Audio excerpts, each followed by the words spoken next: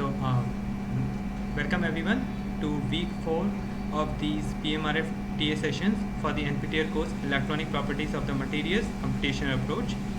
First, a brief introduction of mine. I am Akshay. I am a PhD student PMRF in the Solid State and Structure Chemistry Unit SSU of Indian Institute of Science IIC Bengaluru, India.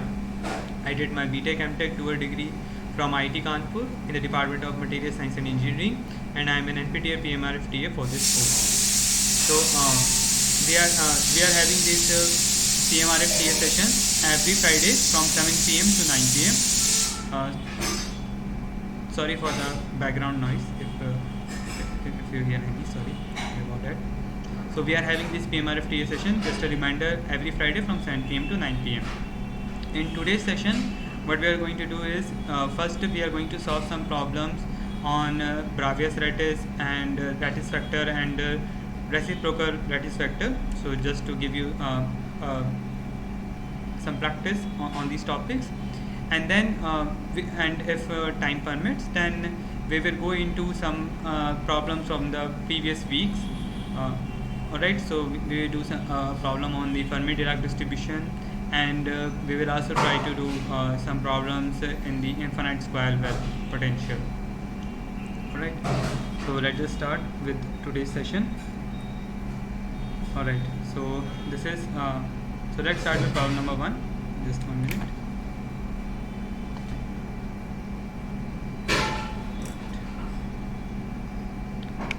Alright, so in problem number 1, what we have to do is just 1 minute if the recording. Alright, so in problem number 1, what we have to do is we are asked is we have to prove that the Wigner-Seitz cell for any two-dimensional Bravais lattice is either a hexagon or a rectangle. Alright, so if you remember the Wigner-Seitz said that we form if we have a lattice vector, so we just draw a perpendicular bisector. And what you will see is that if you have a two-dimensional Bravais lattice and if you form this Wigner-Seitz cell, then it will be either a hexagon or a rectangle. Okay, there will be no other two-dimensional shape. So this is what we have to prove.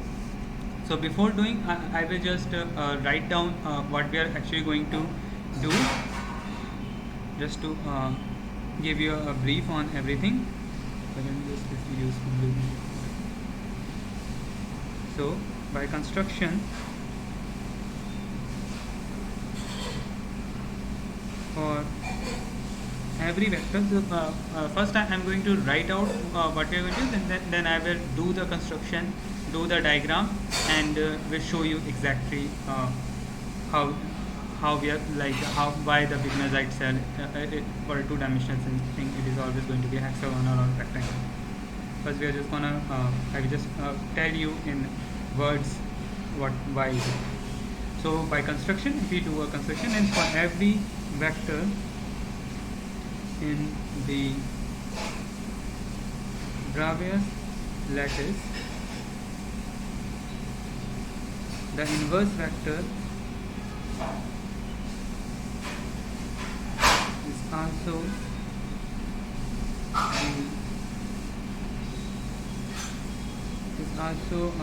in the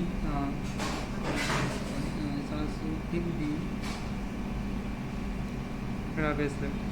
Alright, so basically what it's saying is that if you have a vector in the Bravais lattice, so if you take a negative of that vector, then that negative vector will also be within the Bravais lattice. And okay, so I guess this is pretty clear. So now following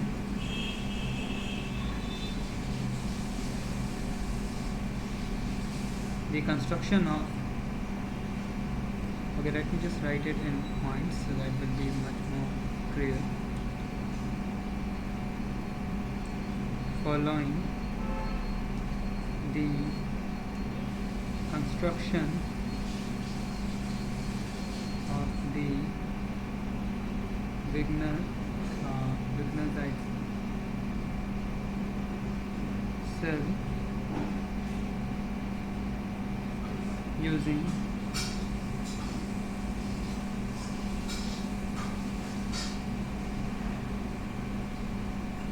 bisecting line, we find that for every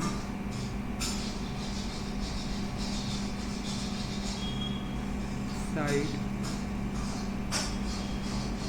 of the Wigner-Seitz sorry about any background noise. Position of the Wigner-Seitz cell using bisecting line, we find that for every side of the Wigner-Seitz cell there is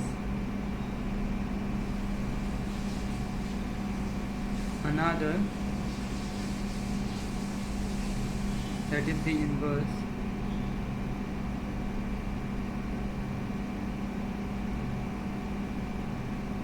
of this. Okay, so if we follow the construction of the Wigner-Seitz cell using the bisecting lines, as you remember from your lectures, and what we will see is that we will find that every side of the Wigner-Seitz cell there will be there is another that is the inverse of this. So for every side there will be another side on the inverse side, which will be the perpendicular bisector for the inverse vector, because if you have one reciprocal vector pointing in this direction, then you will have the inverse vector also within the Bravais lattice. Then you do a perpendicular bisector for this vector, then there will be one perpendicular bisector for the inverse vector as well. So we will have two sides. Okay, so the number of sides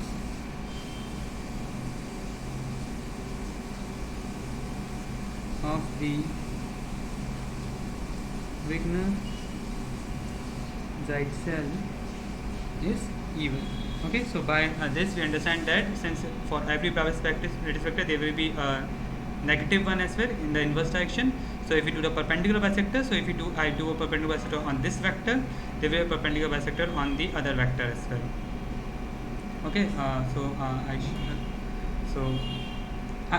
will draw later as well to show you exactly, but I'm just explaining you what we are basically going to do. So 2 is not possible. Now 2 is not possible because with two lines we can so Wigner-Seitz cell Wigner-Seitz cell is a closed space, so with two sides it's not possible. Hence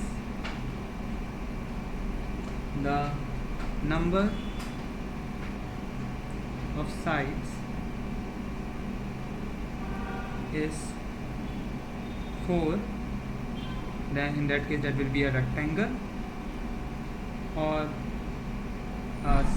6, in that case we will get a hexagon or more. Okay, so just by just talking about what Bravais lattice vector, we can come to this conclusion that at least this closed space of the Bravais form we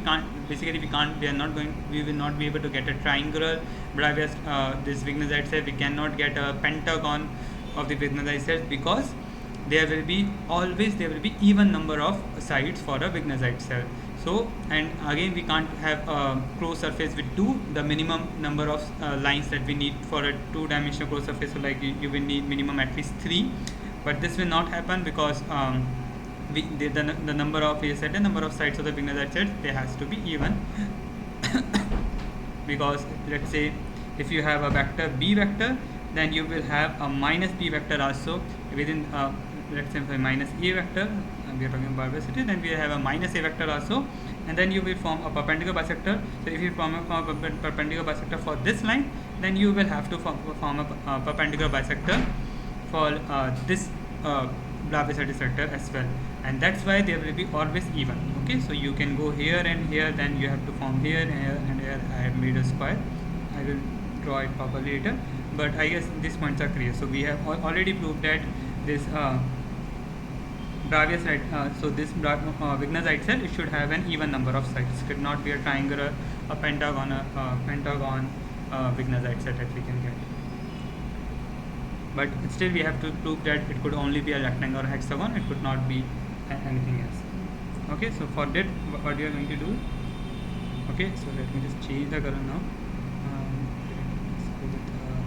Right now I am going to explain what we are going to do. Take one Bravais lattice point origin O, right? The nearest Bravais-Seitz point is E.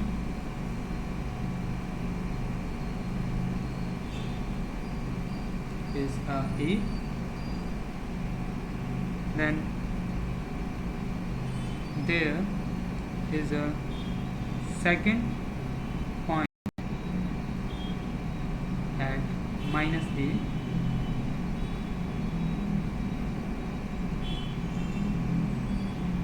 Take the closest point to O,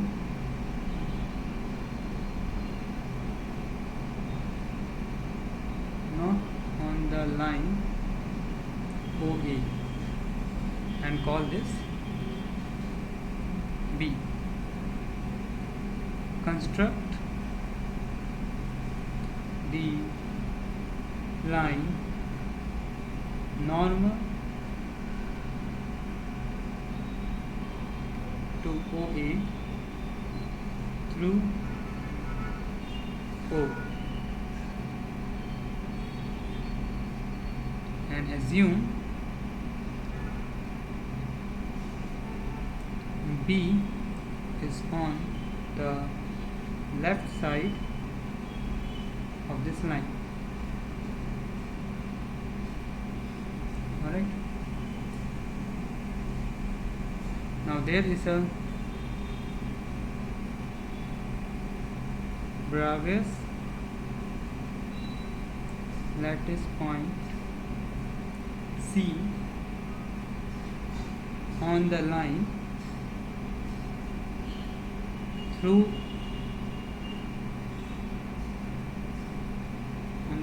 B, parallel to OA, and on the right side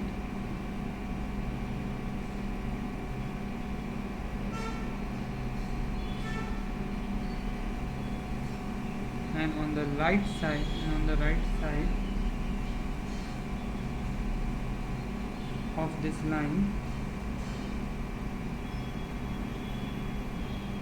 with BC equals to OA.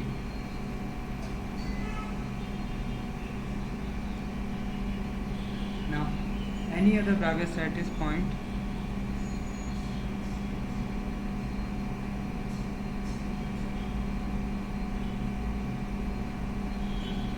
on BC will not contribute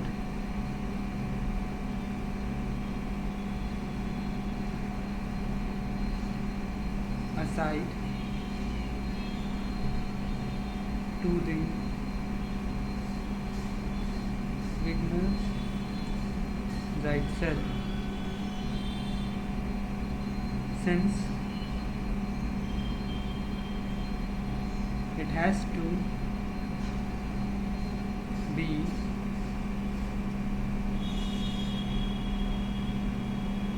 further out than A, B, C and minus A.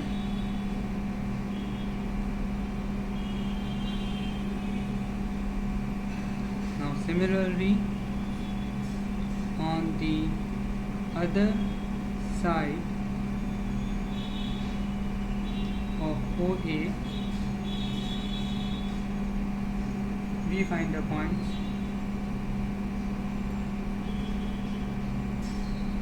minus E and minus C.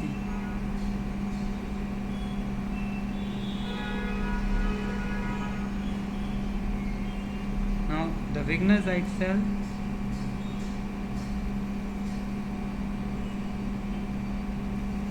is a hexagon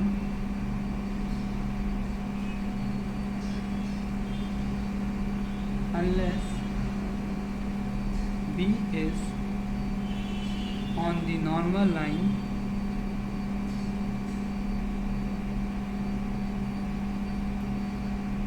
constructed before,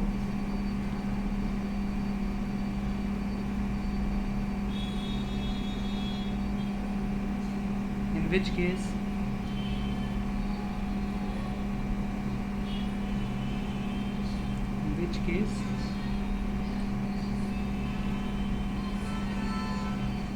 the cell is a rectangle. Alright, so this is the explanation. So now let me just draw you and give you a point by point what this construction method does. So first we have to take just a minute. Okay, first we have to take a lattice point as origin O. Okay, so I take a lattice point origin as O. Alright, so this is my O. And what I will do is, now the nearest Bravais-Seitz point is A. So let's say I say, okay, the nearest Bravais-Seitz point to this, let's say I say this is A. Okay, that there is some point A in this direction and this is the nearest one. Now as we have said, so there is a second point at minus A. So if this is one lattice vector A vector which is joining O to A, then there will be a minus A as well. Okay, with the same okay, sorry about let's try to draw the my drawing is not that good, so but I hope this you understand this. Okay, so corresponding to A we will have a point minus A as well. Alright, this is a straight line. My drawing is not good, but this is a straight line. Alright, so corresponding to A vector, as we said, there will be a minus A vector. So A vector is going from, so basically you can say that, okay, there is an A vector going from O to A, then there will be a minus A vector, as we said, that will go from O to minus A. Alright, now then what we said in our steps, then there is a second point in minus A, then take the closest point to O, not on the line OA, call this B. And then we have to construct the line normal to OA through O, assuming B is on the left side of this line.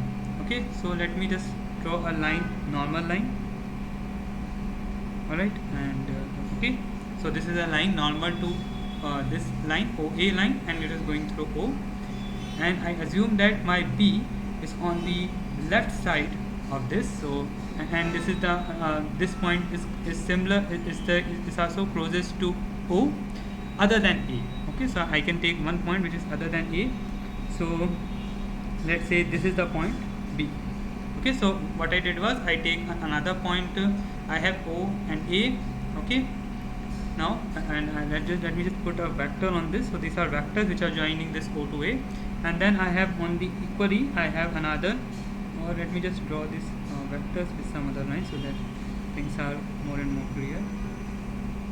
Alright, so I have this point O and A, and let me draw the vectors. So these are the vectors that are joining this. Okay, this is my lattice vector. If I have one lattice vector from O to A, then I will have a negative one, O to minus A, and then I will take another one. So Wigner-Seitz cell is the one which is formed by the nearest neighbors.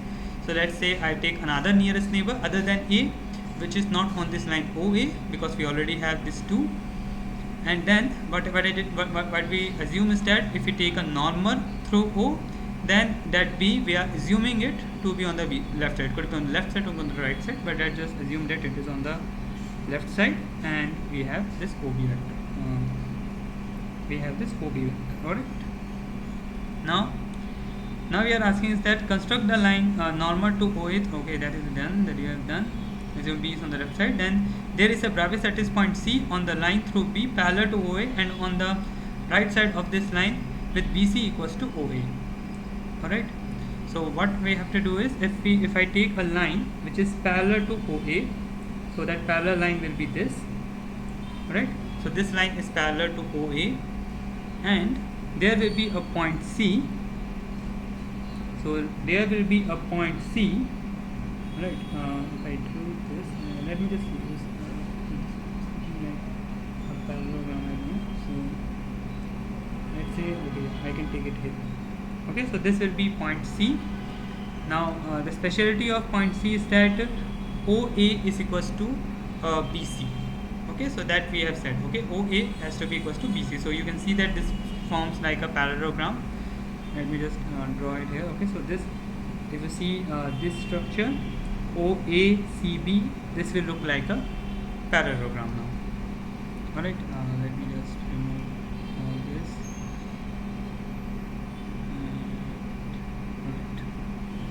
Alright, so OA is equals to BC and BC is parallel to OA. Now what we have is, okay, so any other Bravais lattice point on BC will not contribute a side of, okay, now if we have this line BC, now if we take any other point on this line, it will not contribute to the Wigner-Seitz cell. Why? Because that will be, since now this BC is equals to OA, so it makes a parallelogram, so OB will also be similar to OC, so it will be the next nearest neighbor. But if I take any other point on this line, it will be further away from this A, B, C and minus A. So this you can try out.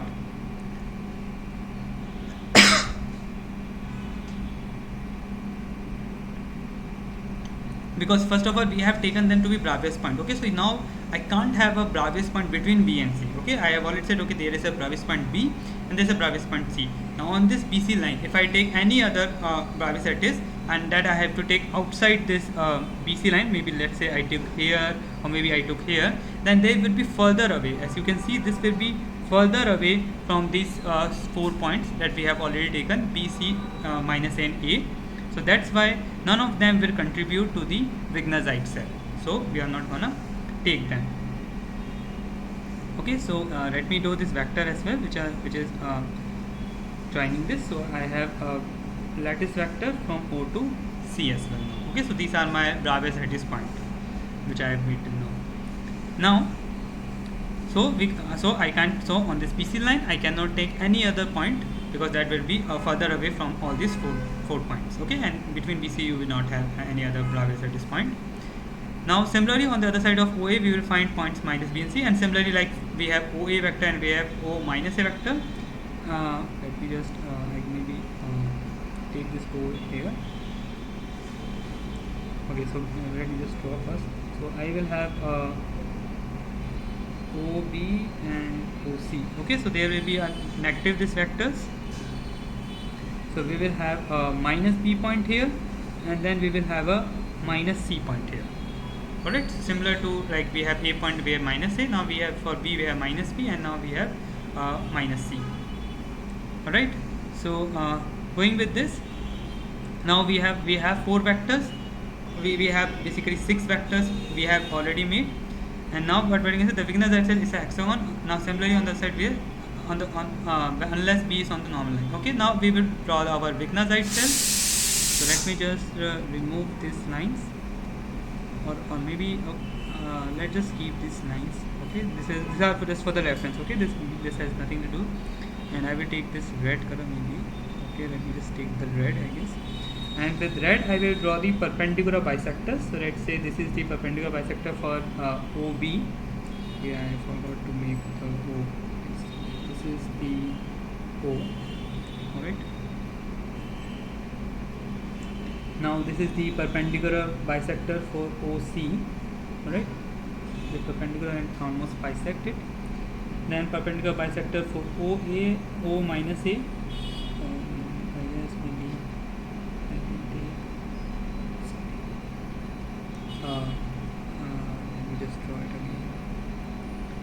And, so I'm just gonna draw a very rough sketch. So just don't go like if it is not exactly on their perpendicular bisector, but basically we can draw this. Okay, and then I will have a perpendicular bisector for OC as well. Then I will have O minus C, and then I will have a perpendicular bisector for O minus D, and then I will have a perpendicular bisector for OA. So here so here basically we will, and by this it will inscribe a hexagon.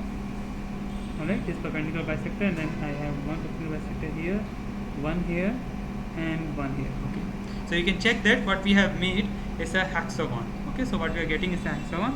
So this shaded area, this is our Wigner-Seitz cell. This is our Wigner-Seitz cell. Alright, so this is our Wigner-Seitz cell, and we can see that this is a hexagon. Now the Wigner-Seitz cell is a hexagon unless B is on the normal line constructed before, in which case the cell is a rectangle. Okay, now we are saying that unless this B point, if we had taken it on the normal line, then okay, so let me just copy maybe copy this thing. Can I copy it?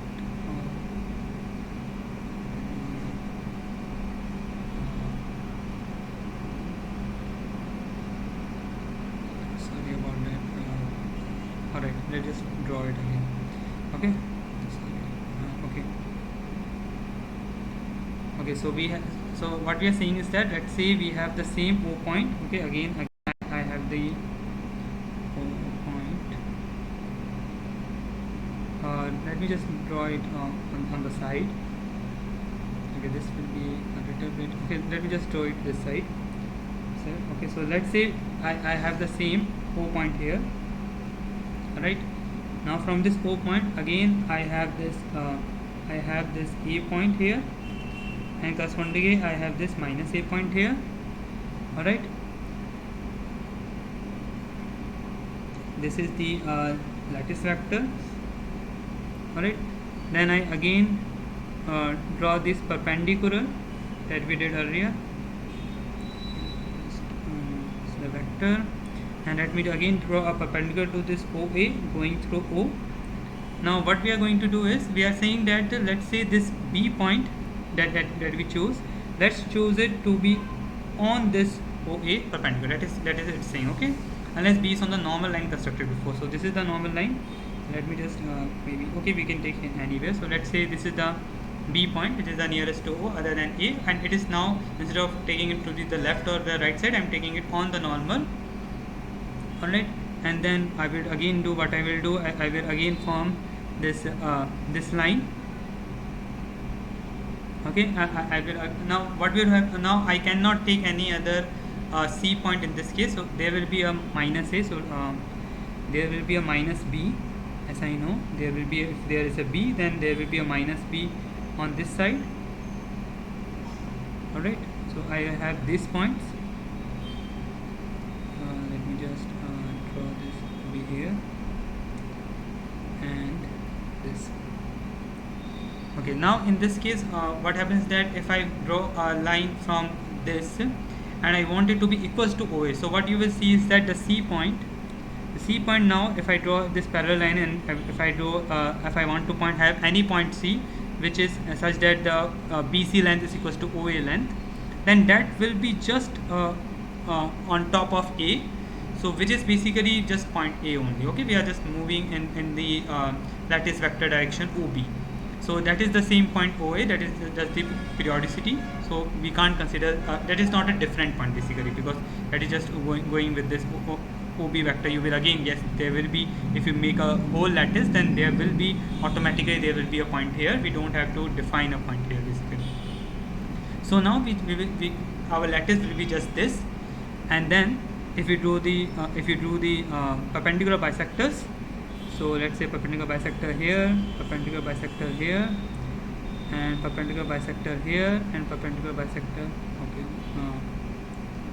So here, then what you will get is, you will get a square or a rectangle shape. Square, if you have both OA and OB, these vectors are equal, then you will get a square. Otherwise, you will get a rectangle.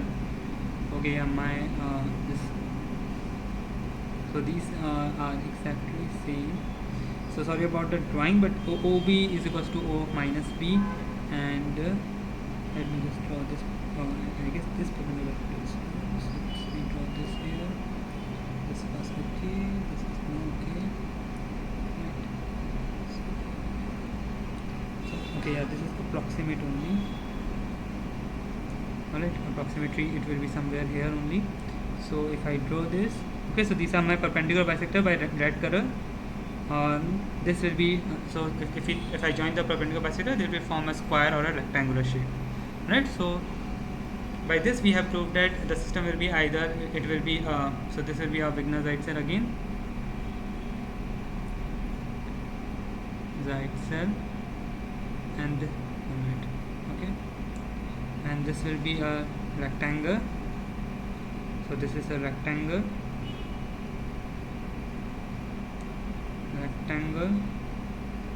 Wigner-Seitz cell, and this will be a hexagon,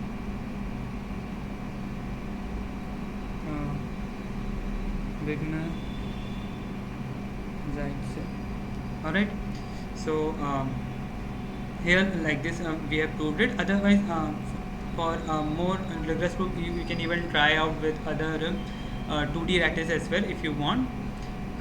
like maybe you form a parallelogram or something. But again, what you will see is that it will be either a rectangle, hexagon, or and maybe actually it will be a rectangle, just like a spoiler. Like if you use a some other kind of lattice, it could be it would be a square if it do a parallelogram or something. Okay, that is clear. Spoiler, no, okay. I guess you have to check. Okay, I am also right now a little bit confused maybe, but yeah, it will be either a rectangle or it will be a hexagon. You can check it out if you want with some other checking out all the lattices or the some other 2D lattice as well. So here we have proved that our Wigner-Seitz cell for a 2D system, 2D Bravais lattice, it will be either a hexagon or a rectangle, right? And you can further check if you want. I have not checked it for, I guess I have covered everything. Okay, let us see. Alright, so problem number 1 is done. Now let's go to problem number 2. So this problem is the problem number 1 from chapter 4 of this book, Solid Physics by Mermin. So in this problem, what we have is that in each of the following cases, indicate whether the structure is a Bravais lattice. If it is, give 3 primitive vectors. If it is not, describe it as a Bravais lattice with as small as possible a basis. Alright. So let's go with part A. Okay, now part A, we have a base-centered cubic.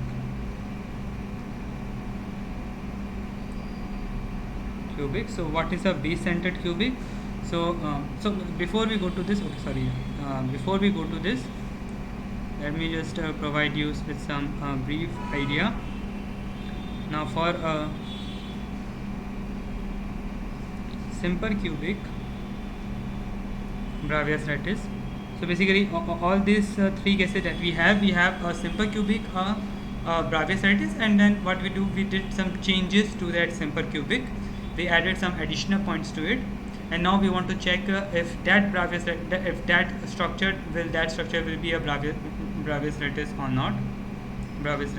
Okay. So